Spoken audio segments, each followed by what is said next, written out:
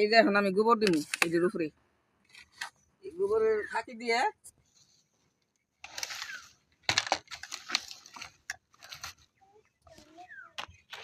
তারপরে দিমু এই যে মাটি, এই যে মাটি, এটি টবের মাটি, ঠিক আছে, এটি টবের মাটি।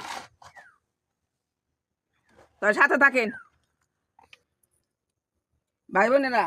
এই যে আমি তো এই প্রথম দিছি গোবরের ফাঁকি, আর এটা তো দেখলেনি। আর এই যে এখন দিলাম টবের মাটি, এখন তুমি যে নিম পাতা, এই নিম পাতা দিয়ে তারপরে এলা ওই যে চকের মাটি দিব, তারপরে এই যে বুনুম শসা গাছ বুনুম। এখন আমি এই আটাইলা মাটি উপরে দিব গাছের উপরে, তা নাহলে গাছ মরে যাব। আমি কি করি দেখেন,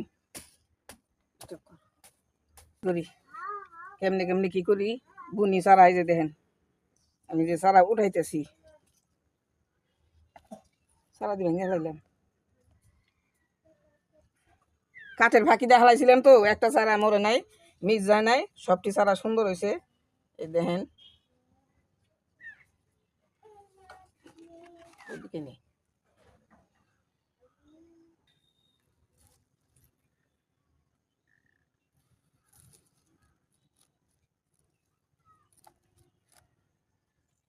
প্রিয় ভাই বোনেরা, লাইক কমেন্ট শেয়ার করেন, ঠিক আছে। এই গাছ বুনতে অনেক কষ্ট, ভিডিও করতে গাছ বুনতে এই মাটি সব কিছু টাই নানান লাগে। শেয়ার করেন, লাইক কমেন্ট শেয়ার দিন ভাই বোনেরা, অনেক কষ্ট হয় আমার। লাইক কমেন্ট শেয়ার না করলে মানুষের উৎসাহ বাড়ে না ভিডিও করণের লিগে। এই শসা গাছ বুনলাম, দাওয়াত রইল রোজার মধ্যে আসবেন আপনারা সবাই, আইসে আমাকে বাসায় বেড়াই যান, এই শসা দিয়ে সালাদ খাওয়ান যাব। তা সবাই ভালো থাকেন, আবার পরে দেখামনি।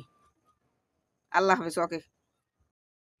আসসালামু আলাইকুম ভাই বোনেরা, কেমন আছেন? আলহামদুলিল্লাহ আমি ভালো আছি।